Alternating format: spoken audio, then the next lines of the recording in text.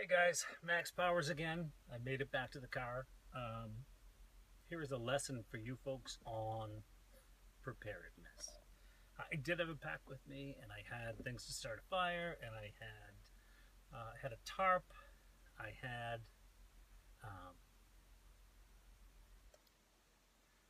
I had extra water. I had something to boil water in. I had, just in case, a one of those freeze-dried food packs. So if I had gotten stuck out there, it would have been fine. And as I hope you can see, I can see me on the screen, so I think you can see me.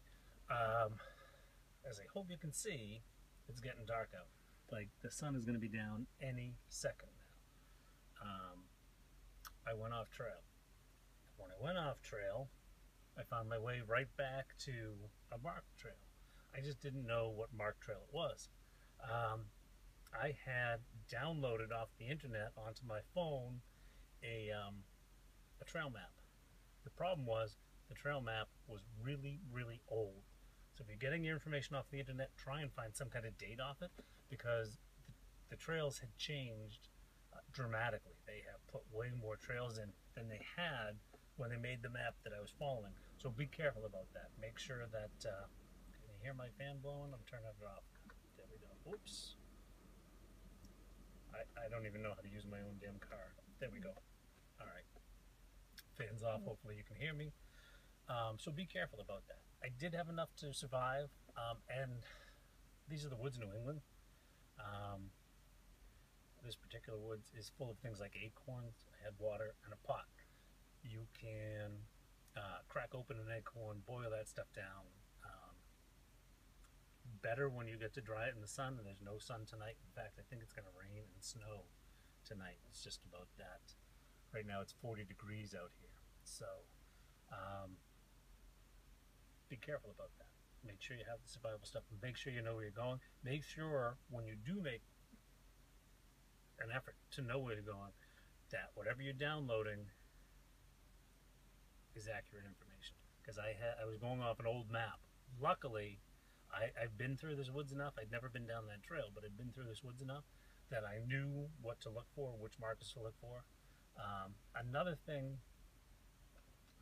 problem I had was one of the markers was like a piece of plastic that they nail into the tree, and someone had torn it off. And I was fortunate enough that it's still light out enough that I could see a piece of the plastic sticking out from the nail, and it was the right color. I did not see it the first time. I passed it, and then I realized that it didn't look like the right trail. I went back. I found the tree that I missed. I went back to a point that I knew that I was still on the right trail. I turned around and started heading back, and I kept an eye out for, either an old marker that was just faded or something. And that's when I found that broken marker, and that was the trail that I needed to take. If I did not figure that out, I would probably be spending the night in the woods. Luckily, I'm not. I am here. I'm in my nice, comfy, bug-out vehicle.